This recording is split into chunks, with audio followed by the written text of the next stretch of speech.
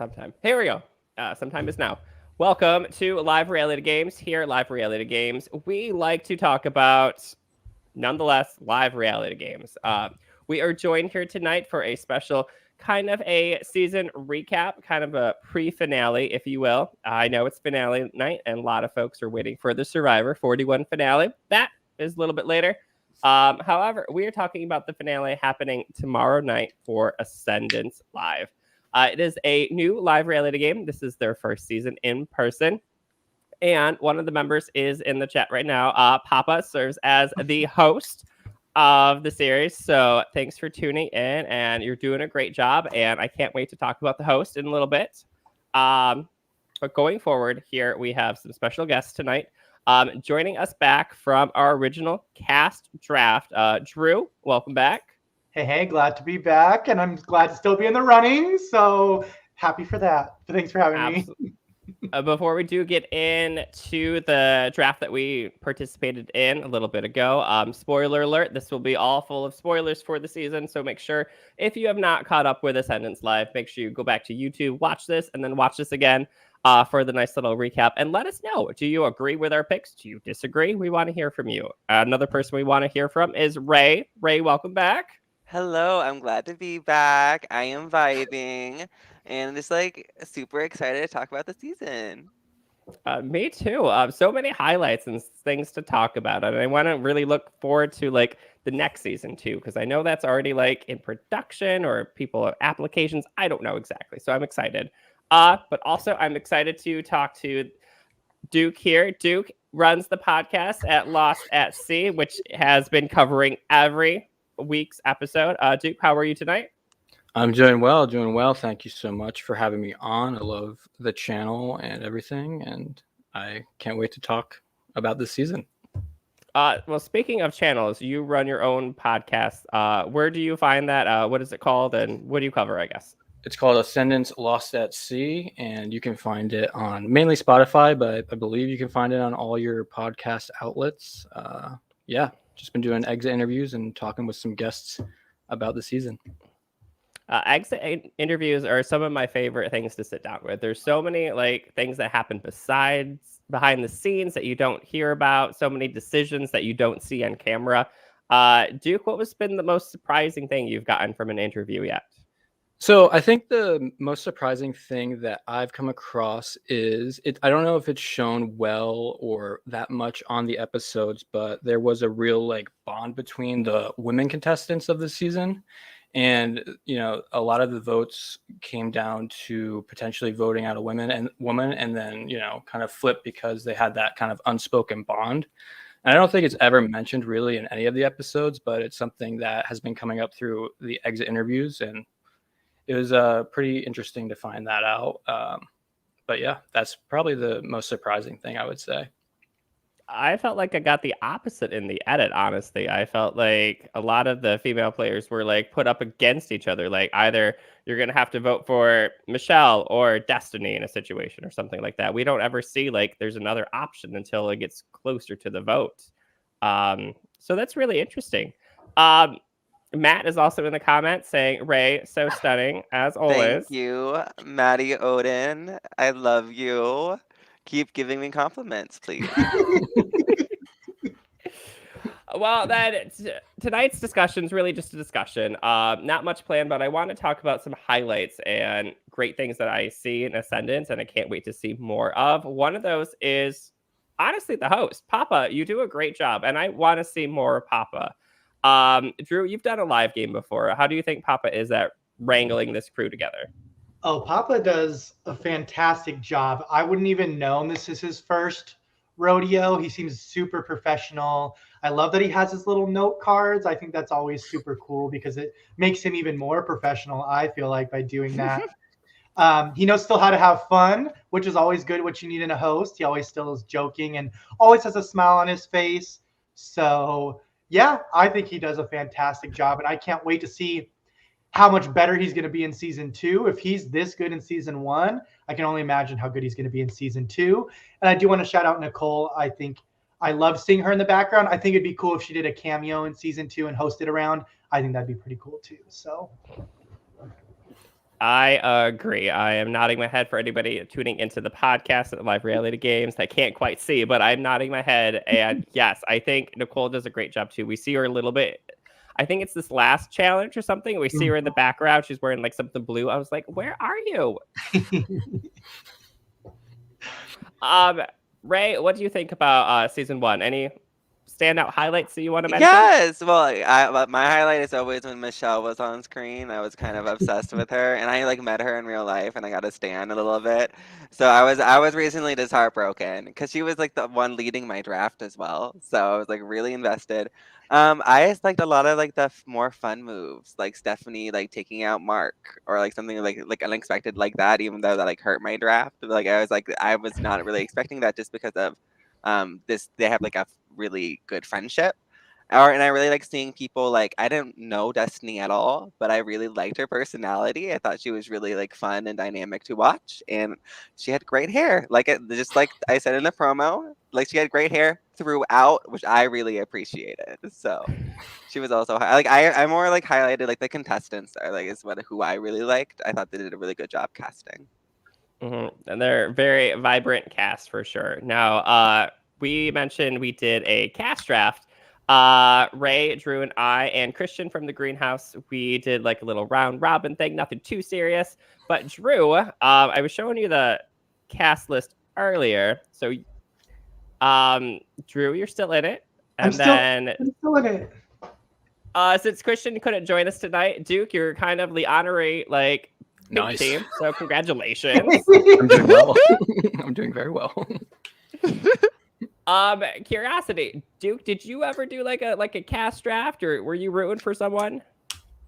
So I hosted a draft. I did not do. I didn't actually pick a team, but if I were rooting for somebody, I would be rooting for the OGs, the season oneers. So Peyton's still alive. I would be rooting for him. Erica, Jeff, and Memesy, of course. I would be rooting for season 1 for sure. Yeah. So you see our draft list, going down. That's the teams, of course. Who would you say had the better team, regardless of standings right now? Like, if this is episode 1, who are you rooting for? I would say I'd be rooting for either myself and Christian or you, Dustyn, because you have the most season 1 stands or season 1 players that I would be standing. So I would pick myself / Christian or you. Good choice. Rae, how do you think your team did overall here? We got Mark, Michelle, Nick, and Memes. So Well, like basically when Memes voted himself out that round, I just knew this wasn't gonna go well for me. I was I love my team. They were happy. They had a good time. Mark got stabbed in the back. Nicholas just had no connections, and then Michelle was just perfect. So I really have no complaints. It was like a really good time, like watching them. Like I was really committed, and my heart broke every single time they left. yeah, just think about that double episode for me. Oh, ouch, that's half my team. Oh my gosh, I bet. Oh. Oh boy. Now Nick had an interesting thing during, I think, when the votes were being read, or he called out a hierarchy, and he never got specific with anyone. Duke, I don't know if you had a chance to talk with Nick or anything, but was that something that maybe he should have brought up and said some names at that point?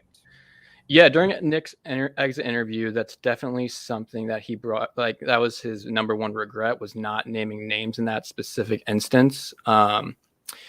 He was basically referring to Edmund, Stephanie, and Peyton, who we see are now still in the game. Kind of ran it. So figure.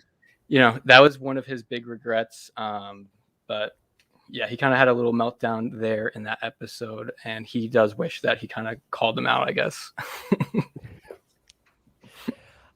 Speaking of meltdowns now, we can't avoid the conversation about Erica. Erica had a tough round. Erica's on my team. I've been there playing live games before, Drew, and I think you can feel the bond too. I know Duke and Rae, you haven't played one in person, but the emotions are just like, you can play online games as much as you want, but emotions in real life are just over the top there. So Erica, I totally understand having that rough time. Drew, was there anything that maybe you could say about the emotions of playing a live game? I completely understand how Erica's feeling. I'm an emotional player. You can ask anyone I play with. I'm super emotional. I wear my heart on my sleeve, and it's tenfold in a live game. So her breaking down and crying, I empathize with her because it's not easy. You may think, oh, we're only playing 2, 3 days. No, you're with these people 24/7. When you're not playing the game, you're still playing the game. Even when cameras are off, you're still playing the game. So her breaking down is raw emotions. People may say, oh, this is just for camera. They wanted a show. No, it is legit raw emotions. You can ask anyone that's hosted me in the online games that I've played. I threatened to quit every single round in the games that I play that carried over into the last game I played too. But these games are just so much and take a toll on you mentally. So I'm just glad that Erica had people in the game who were supporting her. You need those people that are outside. Yes, they're still your competitors, but those people that are around her, like a Michelle that she had to lean on, Jake to lean on. I really loved that trio because they were very supportive of each other. Ultimately, they knew they were competing against each other, but they were super supportive. And that's the kind of bonds that you need in these live games to keep you sane. Yes, you can't trust everyone, but I love that. And yes, there were some of them that were wanting her to stay for a number. AKA, I feel like that was more so people not truly with her, like a Peyton and Edmund and all of them wanting to use her as a number. But Michelle and Jake actually I felt like cared. I'm not saying Peyton and Edmund didn't, but more so they cared more like on a personal level, like, hey, I hope she's okay. And that just warms my heart because if I had someone in that game like that, it would mean a lot to me. So I see how these bonds can get built like that. So. Duke, how was your interview with Erica? Like, Erica's she's a newer contestant into these games in general. Like, yeah, Erica is obviously Nicole's sister, and I met Erica twice in person. That mini that I was talking about earlier, we participated in.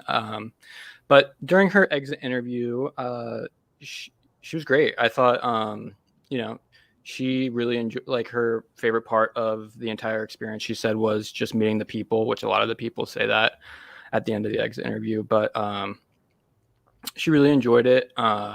So I thought she played well for her first time. I guess I've never played, so I can imagine all that stuff happening within 2 to 3 days. A lot of people complaining about not eating, which you could eat, but like you don't have time to eat apparently, or you got to be talking all the time. So I thought she, recovered somewhat well from that little breakdown. So it was good to see Erica, play. Erica fan in the audience too. Maddie, I think you referred to as this person here. Maddie Erica. Yes, Matthew Von Oatmeal. I would say, like, as a person who also is like cries in every single online game, like ever, or just like I just like cry over everything. Like, I really understand what Erica like was going through, and I was really happy that people as well were like supportive. I wish that I wish that there was like more time between rounds so that she could have composed herself and like get back into the game because she was really killing it before that one round, which was just like this one really sad vote, but like it just happens. So, loving her, she's a queen. Yeah, Drew knows. I've only threatened to quit one game, and that was high emotions at that time. Yeah, no, I've threatened every single game I've been in. I've threatened because it's just the emotions. It's hard to like have to vote these people out. So Papa knows all too well. I did it all throughout season 9. Duke actually knows as well because he was in my chat. But I threatened to quit almost every single round. So I would never do that because I respect the game too much and I'm competitive and the host. But that's my outlet to be able to threaten these things. So. Papa just had a little bit of clarifying information. Says production gets 15 minutes for lunch, and then people are too busy. So, and then so it's kind of like you're doing the Survivor. It's like Ascendance / Survivor at the same time. Like, yeah, no, emotions are just so high. They're just so high. Like you eat and you'll get nauseous, but if you don't eat, you're also nauseous. So it's like a catch-22. I never can eat when I play live games because my mind's constantly going. I'm not thinking about eating, and then at the end of the night, I'm like, I'm starving. So Uh-huh. Stephanie says that she just had so much to talk about still. So, since Stephanie's in the comments, let's talk about Stephanie here. Like Stephanie, final 3 so far. Drew, Stephanie is clearly on your team. I know the game's already done and everything. Any words of encouragement for Stephanie in this final episode? they gave a glimpse because obviously she lost part 1 and part 2. I think her only potential hope is if Edmund has won the final HOH. I don't see Peyton taking Stephanie at all, especially after voting for her last round. So her only hope is Edmund, and like Edmund said, she needs to fight hard for him to take her. So I'm hoping she hasn't lost the fire that she's shown all game, and she fights one final time for herself if Edmund wins to bring her there. Because I do think if Stephanie is sitting in the end, I'll be wearing the crown right next to her because she has played an amazing game. I don't think she's pissed off jury members like Peyton and Edmund have.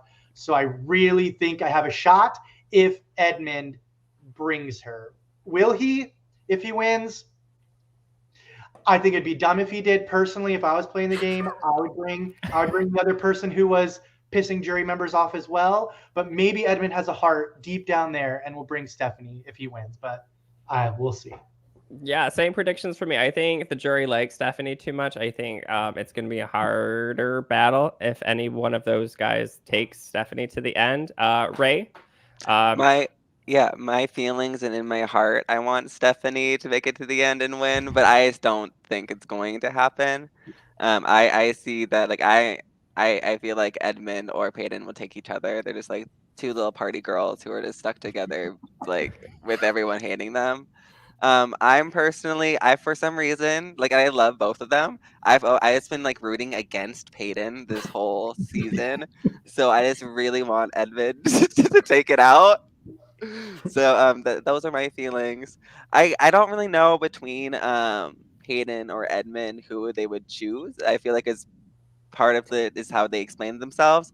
Though Peyton has never gotten his Ascendance win, and part of me also just wants him to get that. So I'm very conflicted. I have a lot of very complicated emotions about the whole deal. So we'll see. The episode premieres tomorrow on YouTube. Duke, are you in the same boat? Do you think Steph's got this if she makes it to the end, or? Yeah, I think the only problem Steph has is convincing somebody to take her to the end at this point. But I think there's always a way to kind of paint a narrative and tell somebody there's a reason why you should take me to the end. You always got to fight and try to squeeze it out. And I agree with Drew's analysis. I think that what she can do. I think her best route is to try to pin whoever wins and is making that decision, be like, hey, you got to separate your game from this other person, take me. But I think that's going to be tough to sell due to her resume. But hey, anything can happen, beauty of the game. Mm-hmm.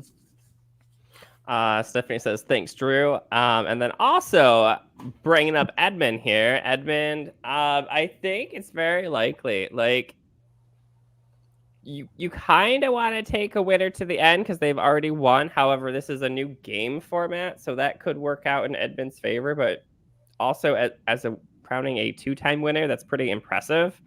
Back to Duke here. Edmund's shot about winning, or final episode words. Yeah, I think Edmund has a great shot at winning.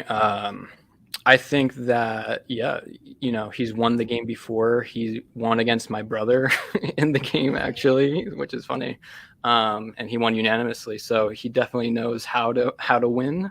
But, as we see these last couple episodes, I think a lot of people are pissed off at Edmund right now. So it's like he's going to have to explain, some of those things, smooth things over with the jury. I don't think he has played, as dominant as he did in season 2 of the org, but I do think, Edmund has just as good a shot as winning the game as anybody left in the game right now. Yeah, I think Erica leaves with a message, like something about jury management. I think Edmund has the best jury management, or kind of trying to recover from those marks that he made against the jury, like being more upfront about the vote and just saying what's going on, as opposed to like Peyton kind of switching at the last moment and kind of confusing people at that point. Rae, Edmund at the finale. I honestly feel like he kind of was really messy throughout the game. Like he just lied for no reason, but like he's also just like cute and really likable, and he really can talk his way out of a lot of situations. At least I played like an online, like over a type version of like online games with him, and he's really charismatic. Like I know he knows how to win.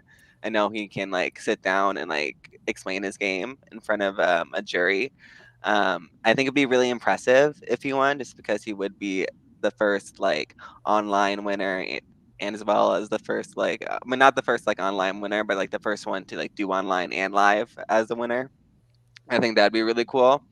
I'm also just like rooting for him because I'm rooting against Peyton. So Drew, you've played with Peyton before. I think Peyton is just really a person to have fun, to root against, even though we do want Peyton to do well, of course. But thoughts about just Edmund, I guess, before we get to Peyton?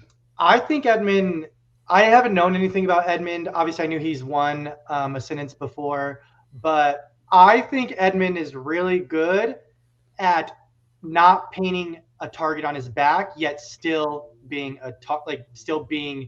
having a hand in moves in the game. He's very like, yes, he's a party girl, but I feel like he has a very laid back demeanor and easy to talk to for everyone. So everyone wants to work with him. So he's had to piss people off because everyone likes him. And I just think that kind of strategy can hurt you sometimes, but I feel like he is doing the best he can to ease, like you said, jury management, ease each person as they leave. Yeah, they still have a bitter taste in their mouth, some people, like in Erica. He might have lost Michelle's vote if he gets there because Peyton let her go to fire making and Edmund did not. So it's really going to be if he can sell his game. And if he can continue to be his charismatic self and connect people on a jury level, I definitely think he can win this game for sure, even though he has pissed people off. Mm-hmm. Now pissing people off, that would be, I think, in Peyton's like receipts that he's got. So, but you've played with Peyton before. How was playing with Peyton? Obviously, I played a different style of game with Peyton. Obviously, it was the mole, so it wasn't a voting kind of thing.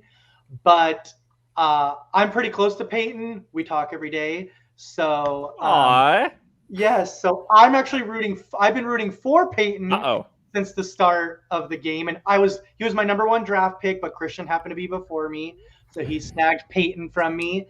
But I like seeing how Peyton thinks and how he works. He's been he's been messy and voting people out and lying, but he's been very good at not having his name in people's mouth either. So I think he's really good at, kind of like Edmund. I feel like they're both super similar. Peyton's super charismatic as well. People want to be around him. He was upfront with the Michelle thing. He may not be upfront always, but what Peyton does is he always sets himself up to be in the best spot that he can be. And I think that's a little bit different. That separates Edmund from Peyton. I feel like Peyton was more selfish than Edmund in this game. And I don't know if the jury's going to respect that or not, but I'm rooting for Peyton. I'm hoping he pulls out this last captain challenge. And I think he'd vote out Stephanie, which is unfortunate for my draft, but I do think his best bet is to vote out Stephanie, so he does have a chance to win. And I'm super, super rooting for him. And it will, like, I know he got second. I think he got second into, I don't remember who he lost to. Was it maybe Duke? I think it was to Duke.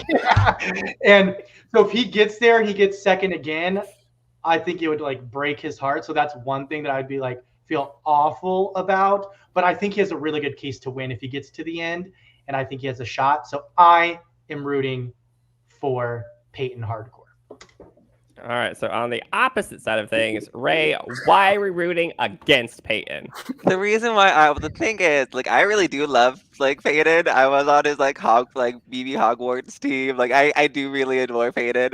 Um, but he's just so villainous. He's just like a little snake with his little one earring, like going around, like just also lying. But like, I just feel like I just and when I watch a show, like I like to someone that I'm like rooting like hardcore for, and like this season for me was like Michelle and Erica were the people I was like, yes, and on the opposite hand, like Edmund and Peyton were the people who I was all like, I want you to like lose just because they were so dominant before in like past seasons as well. Um, I feel like Peyton has such a good story to win. If people are able to see past his snakery, I think he has a good shot. Um, but I think that's why I think taking out Stephanie right now is just the best thing to do because I feel like the only chance those boys have is if they do take her out, which I think Peyton would do. And I think he made that kind of clear. So I was just gonna be. Part of me feels like it might come down to like maybe who like ever win, who takes out Stephanie. Like that might be like a big move for the people in the jury, but um, while I'm rooting against him as like a viewer and like in my heart and friendship, like I still like you, Peyton. So some comments for Duke here. Duke is so smart. Wise words from Duke. Appreciate that. Speaking of wise words, as you said, Peyton lost you. Any words of encouragement for him coming into this episode? Don't lose again, brother. No. I think Peyton's obviously like Drew and Rae have said Peyton has pissed a lot of people off. I think we can see it through the episodes towards the end, but I think Peyton has played such a dominant like out front game, super cutthroat, and I really hope that if he does make it to the end of this game that the jury is able to reward him for that, and like he owns up to kind of like slitting a lot of throats here at the end. And yeah, I don't want to see him lose again. The first time was fine, obviously. Well, he was up against you, so I guess the. So yeah, I just I'm definitely in the rooting for Peyton boat here to get a dub. And yeah, I can't wait to see if it comes to fruition. I would be okay with Peyton winning. Peyton has played a number of live reality games, so the fact that he keeps coming back for these and in different styles too, similar to what Drew just said, like you folks, I think, played Michigan Mole together, right? Yeah, we did that, and I just forgot we actually played Mayhem together as well. Mm-hmm. So we did do a voting game as well. So I've seen the different sides of Peyton for sure. So that's interesting to see how he can maneuver his style of gameplay into so many different avenues as well. Now, speaking about some of the players that didn't quite make it as far, I know there is a fan favorite poll going on at the Ascendance page on Facebook. So anybody can go over and check it out.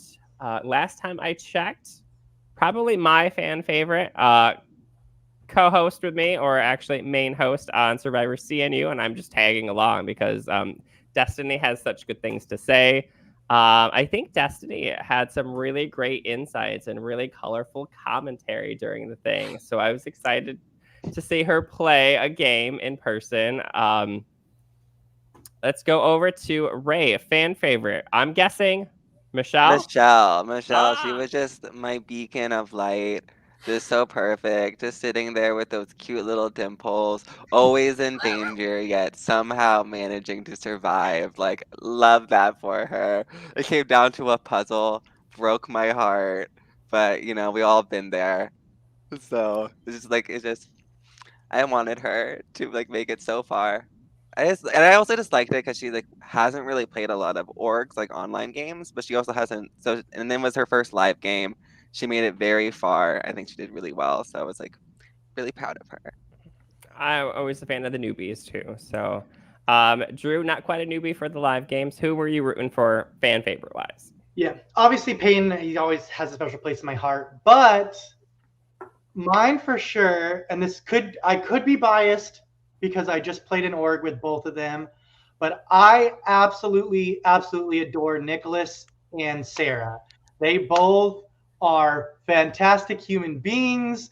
Nicholas robbed in Ascendance. If he would have played like he played in our org we were playing, oh, these people would have been in trouble. But Nicholas is obviously one of my fan favorites, and Sarah too. I think she was robbed in this game as well. And we talked about the seventh place curse because her episode had aired and we were just getting to seventh place, and she was up on the block, potentially going home at seventh. But Sarah knows how to play this game. So they were very smart in taking Sarah out at 7 because I really do think, and that's why I picked her first. That's why I said she was my dark horse to win, and she did not prove me wrong. Sarah would have, I think, won this game if they didn't take her out at 7th. So my fan favorites were Nicholas and Sarah, and then obviously Peyton. So. Well, of course, everyone's going to target Sarah after everyone voted for her to win, essentially, from the touchy subjects. That's what happened in our game, too. She won touchy subjects, and she was like, oh, God, here we go again. Please don't give me 7th. And she did not. She got 3rd. So good old Nicholas took her out, and he took me out as well, but he ended up winning. Shout out, Nick. So, yeah, speaking of shout out for Nick here, Drew, my Nick. babe, and I love you too. So Stephanie does agree with you, Rae. Michelle, totally her fan favorite as well. So great taste. I can't wait to see Michelle come back and do other games. Can't wait for that. Like, it's gonna be a thing. I know that. Duke, fan favorite. I'm gonna give a little pre-jury love. I want to my fan favorite vote. I'm gonna throw it to Memes. I think that he was gone too soon. I would have wanted to see him make a deeper run and be a little chaotic little villain in the game and see what he could have mixed up. And when he was on screen, it was always fun to watch. I played with Memes a few times, and I just love what he cooks up in the confessionals and in the game, just like messing around a little bit. I love it.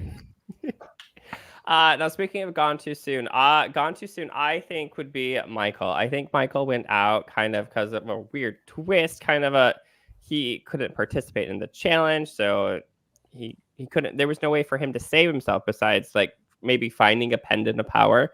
Correct terminology right there. So hey, bonus point. Anybody? Open question. Gone too soon. I definitely think, and I know they made jury, but Destiny gone way too soon. She should not have been first juror. I definitely think I thought with her edit, she was in game material. I thought she was in the top 3 for sure. So when she got taken out, I was shooketh, and I definitely think she deserves a second chance for sure. Your friend Maddie in the comments here. Shout out for William being gone too Oh yes, soon. we love Will. I was literally gonna say like I feel like the first boot I always want to see more of, just because like they really didn't get to do anything other than like get voted out. But I would actually also agree with Duke. Like I feel like I wish I would have seen Memes just go farther, just because he's so familiar with the format and with like he's been a host, he's made it to a finale on the online version. So I was hoping that he'd make it more far, because I thought he was also going to be one of those people I was going to root against with his like chaotic nature. So if there's like a second chances, Ascendance Live, second chances, we get to see Memes has played so many seasons too. He's played 4.5 seasons now of Ascendance. It's craziness. Correct me if I'm wrong. I think the 3 of you all have played the online version of Ascendance, correct? Mm-hmm. Yes. I played with Drew. This way. I watched. That way. Duke, how is the game translating from online to in-person from your perspective? As a winner, I think, are all 3 of you winners? Nope. No, nope. Ray almost. I got third. Well, And I Ray, got- you want to send the something or Oh, I other, want to right? send the chaos, which is way better and way more prestigious. There you go. Yes. Sorry, Duke. How is Ascendance translating for you? So it's really bringing me back to the first season of the org. I think the format is basically identical in this live format. You know, the 16 contestants was the same as the 16 contestants in the org for season 1. Same format, just the twist of the co-captain was introduced, you know, I think either season 5 or season 6. And that's really the only thing that's been different from the org to, well, the org does that now. So that's the only like update in the format, but it's been super fun to watch it play out from playing it online. Now it's in real life, and I played with some of the people online. So it's crazy.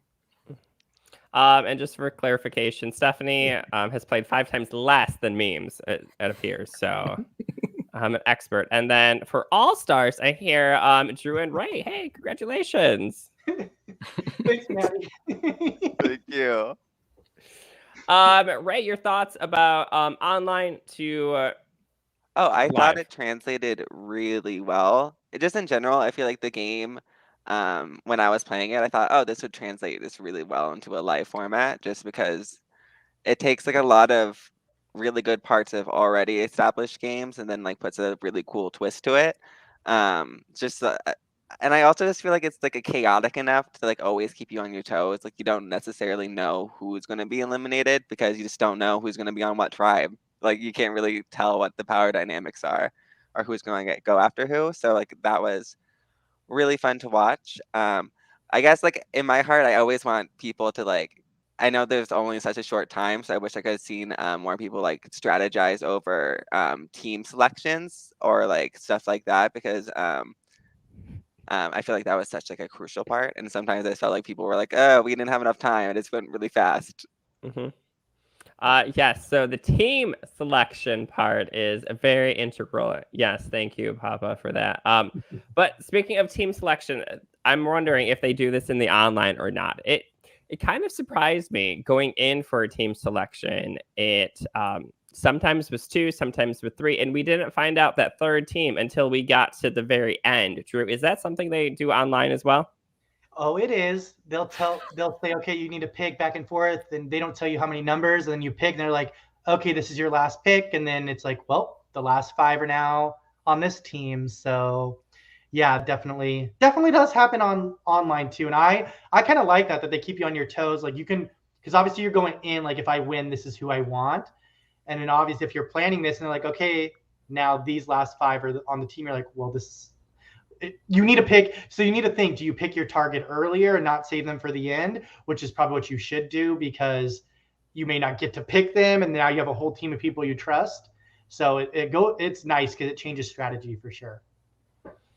I was surprised. I was like, as a viewer, having not watched it, I was like, oh, I felt so bad for those captains. I think one person even said, the 4 people left, I wanted them to be on my team or something like that. They had like 2 more picks left, thinking that they would just do 2 teams and not 3. So I was kind of like, I was shocked. I was like, whoa, I wonder if that's just a twist for the live game or something. So, any twists in the online game that either of you want to see in the live game from the online game? I was like, I feel like Duke may know more. Our season didn't really. Ours just had poker chip. You get poker chips and you can buy powers that way, which was a cool twist for Rae and I season.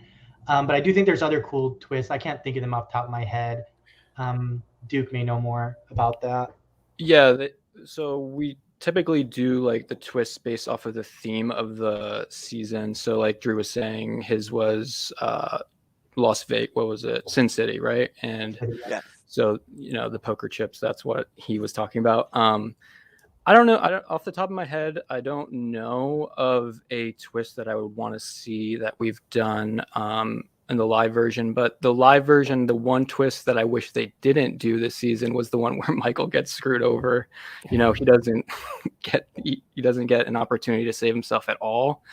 And rarely has that ever happened on the online version. So seeing it in the live version, I just felt for him there. But yeah, that's the only thing that I can think of in terms of twists off the top of my head. I was just curious if you had any insider information, be like, "Ooh, what's coming up in season 2?" Like, try to get some hidden powers or something out there, advantages, or. I guess before we go, another shout out to where we can find. Oh, I had the link pulled up a little bit earlier, but in the comments, I'm going to share the Ascendance channel, so make sure you go there and subscribe. Episode comes out tomorrow night. I know tonight we have the Survivor finale coming up very soon. Yeah, very soon. I just looked at the time. So, Drew, any final thoughts about Ascendance Live Season 1? I'm going to give shout outs, and I know he liked me complimenting him, but Nicole and Papa, you all did a fantastic job this season. And I do think losing my train of thought. The rest of prod too. I know there was other prods. I'm not just singling them out, but Nicole and Papa did fantastic. Being a part of this Ascendance family is super awesome. So if you get to play an org, or if you get to play their LRG, I definitely highly recommend it. This season has had a lot of ups, and with people crying, and downs and ups and downs, and I think that's what you need in a first season. So I can't wait to see what they do for season 2. Again, if it's anything like season 1, it's going to be amazing, and I am super proud of how far they have come, and super happy that they have now taken this to the live field, and wish them all the best of luck. And good luck to everyone playing in next season. See who's going to be the next Peyton or Erica or Rae's lover, Michelle. Not lover, but like lover of the game, Michelle. So that's what I try to get at. So it'll be nice to see you. Yes, your heart. Lover of your heart. So, but yeah, thanks, Nicole and Papa, for all you did this season. Yeah, you bring up Nicole, and I have another note on Nicole. I love the beginnings when Nicole like recaps and says those really hysterical puns about the last episode. Like, it's a swimming challenge, and Edmund was drowning in the praises or something like that. I made a comment on the YouTube. I was like, this is hilarious. It's just funny humor for me. Duke, your thoughts about Ascendance Season 1 before we go?